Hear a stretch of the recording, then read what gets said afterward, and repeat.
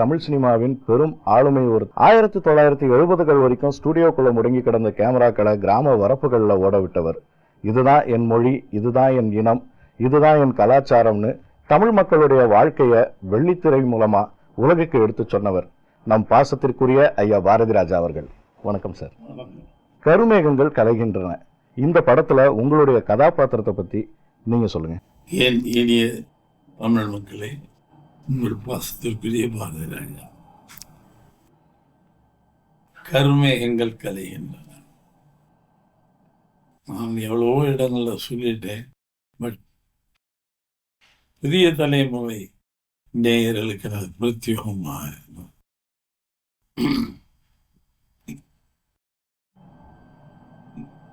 தமிழ் திரையுலக வரலாற்றில் சில படங்கள் ஒரு 10 வருஷம் பேசப்படும், 15 வருஷம் பேசப்படும், மறந்துடும்.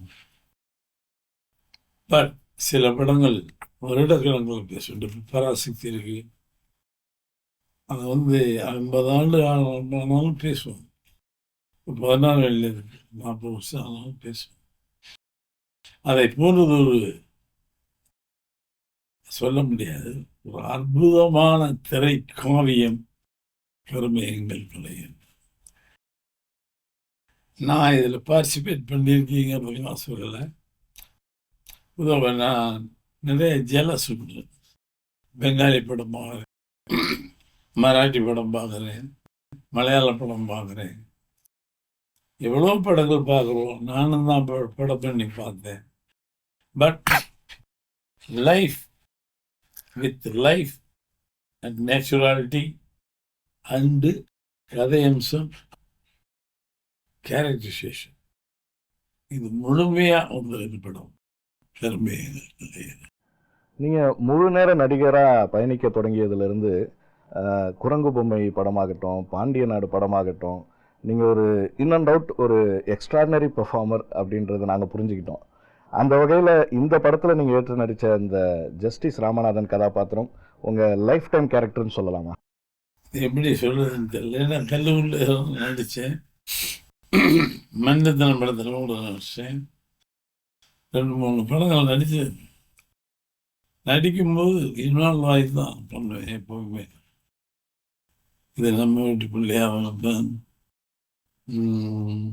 திருச்சிட்ட மூலமாக இன்வால்வ் ஆகி தான் நடிப்பேன்.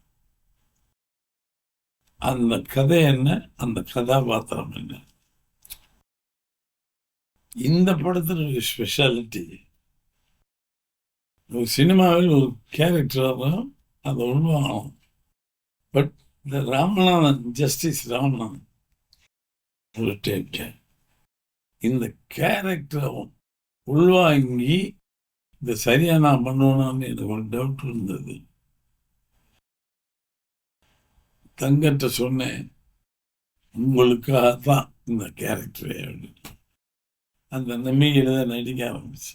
திரையில் நீங்கள் காட்டாத கேரக்டர்ஸ் இல்லை அப்படி. அந்த வகையில் இந்த கேரக்டர் நீங்களே இப்படி வியந்து சொல்லும் போது எங்களுக்கும் இன்னும் எதிர்பார்ப்பு அதிகமாக இருக்குது. இந்த படத்தில் நீங்கள் ஒரு அப்பாவா தாத்தாவா பண்ணியிருக்கீங்க.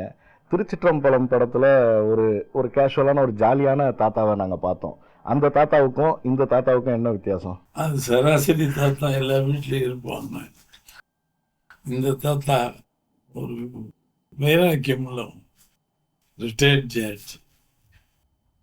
ஒரு குடும்பம், அந்த குடும்பத்தில் ஒரு பையனும் அப்பாவும் 15 வருஷமா பேசுறது. ரெண்டுமே வைராக்கியமான கேரக்டர். இது பையனும் அப்படித்தான், கதம் என்ன நினச்சிருக்காரு, அப்பாவும். நான் இதை முதல் முறையாக டப்பிங்க்கு வந்து பார்த்து ஒரு ஷாக் ஆகிட்டேன். இது நான் தானா, என்னை நானே நான் தானான்னு கேள்வி கேட்குற அளவுக்கு கேரக்டர் பண்ணி. வயதான கேரக்டர், வைராக்கியம் இல்லவன். அவனுக்கு ஒரு பின்புலம் இருக்கு. அவன் அட்வொகேட்டான காலத்தில் ஒரு கதை. அதை தேடி அலைகிறான், கண்ணு கலைஞரும். பாரதி ராஜா தான் வந்தனா அப்படின்னு எனக்கு ஒரு டவுட் வரும். ஆயிட வேண்டிட்டு இருக்கு. இறுதியாக ஒரு கேள்வி. பாரதி ராஜாவை நாங்கள் நினைவில் வச்சுக்கணும்னா அது இதுக்காக அப்படின்னு நீங்கள் எதை சொல்லுவீங்க? பாரதி ராஜாவை நீங்கள் நினைவில் வைக்க வேணாம்.